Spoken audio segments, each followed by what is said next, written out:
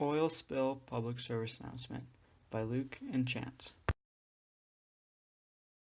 An oil spill is a contamination of water, usually resulting from a human accident or machine malfunction.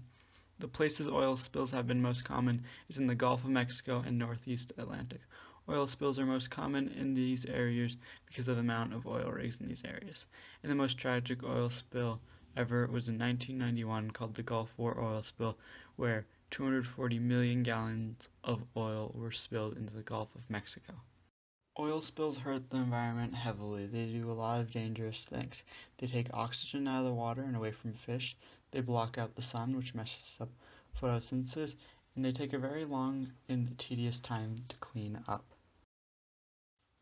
Now let me get a little bit more in depth.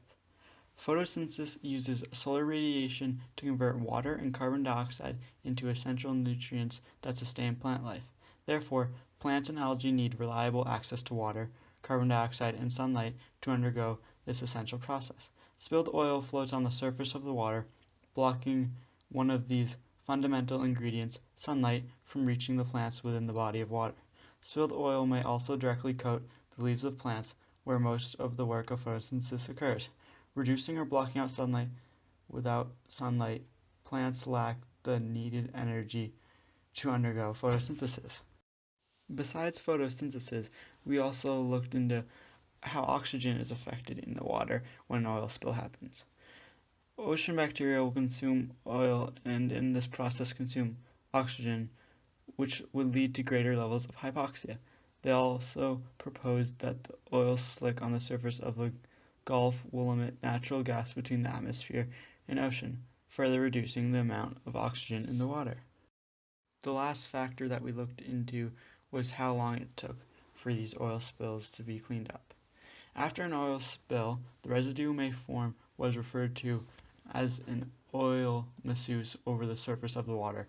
It can also form tar mats and tar balls. The thickness of this dark debris can absorb more solar radiation and elevated water temperatures, which may slow photosynthesis. The effects of an oil spill are often far-reaching. The oil slick will eventually make its way to shore. Tar balls in particular can persist in the water for some time and can wash up on beaches and in wetlands hundreds of miles from a spill. Any plants in the spill's path will suffer from reduced sunlight and water quality, a reduction that interrupts or halts photosynthesis. Furthermore, even small amounts of residue from a spill can adhere to plants and block their ability to get carbon dioxide, another vital ingredient in photosynthesis.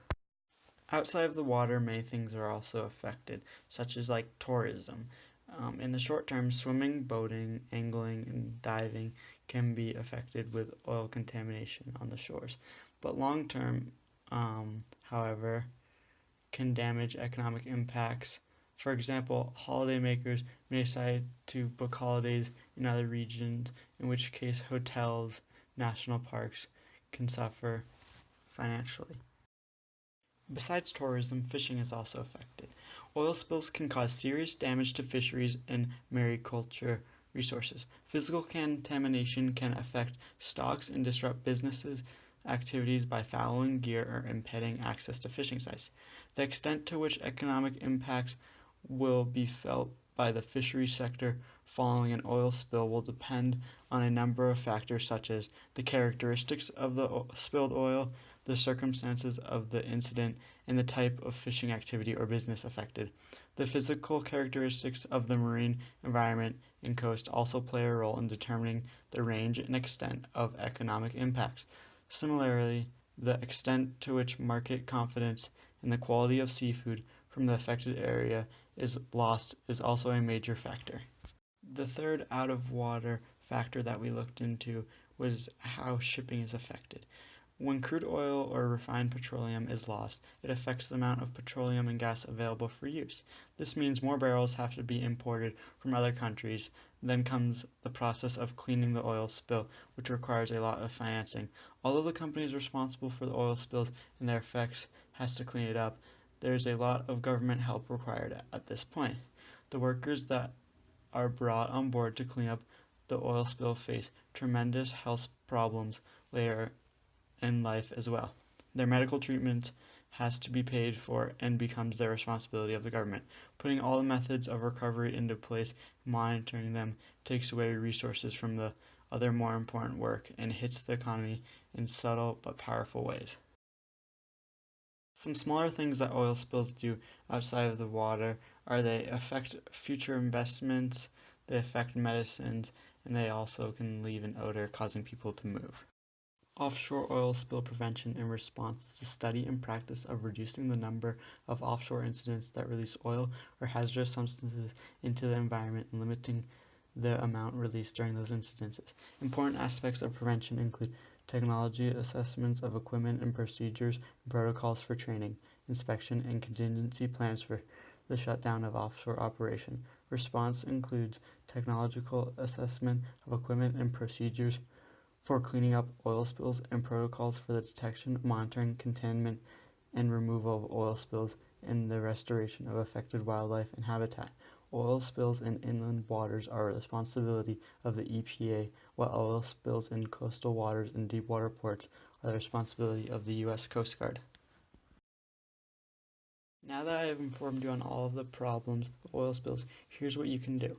First, reduce your fossil fuels. Cut your energy consumption by choosing people-powered commutes or public transportation and making home energy retrofits to reduce heating and cooling costs, choosing energy-efficient lighting, and driving a fuel-efficient car.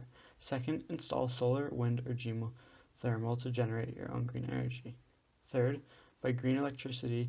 If you can't generate your own solar or wind power, purchase green electricity from your power.